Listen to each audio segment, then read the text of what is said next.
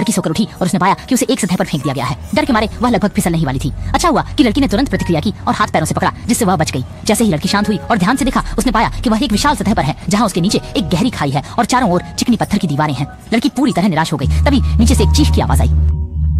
सोचा भी नहीं था कि पत्थर की दीवार बहुत चिकनी है। न केवल सफल नहीं हुई बल्कि लगभग गिर ही गई। लड़की बहुत डर गई, लेकिन वह केवल डर को काबू करके शांति बनाए रख सकती थी। काफी समय बाद लड़की धीरे धीरे शांत हुई। उसने हाथ उठाकर देखा और पाया कि उस पर खून के धब्बे थे, जिससे हाथ और भी चिकने हो गए। शायद थोड़ी देर बाद चढ़ पाना भी संभव नहीं होगा। मजबूरन लड़की ने असहनीय दर्द सहते हुए हाथ के खून के धब्बों को जोर से अपने कपड़े पर पोंछ दिया।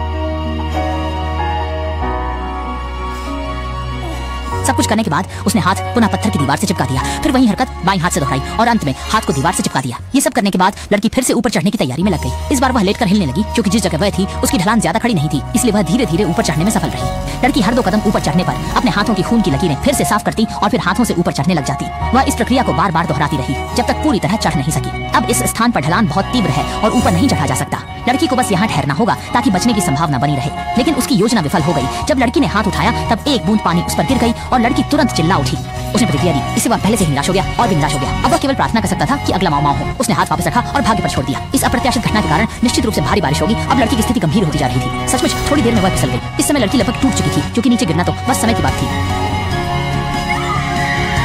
जब वह निराशा में था, उसे अचानक याद आया कि उसके पास अभी भी एक अंतिम उपाय है। वह है उसकी गर्दन में पड़ी हुई हार। लड़की ने उसे अपने हाथ पर कई बार लपेटा ताकि घर्षण की शक्ति बढ़ सके। सफलता इसी पर निर्भर थी। काम पूरा करने के बाद लड़की ने हाथ से मजबूती से पत्थर की दीवार थामी।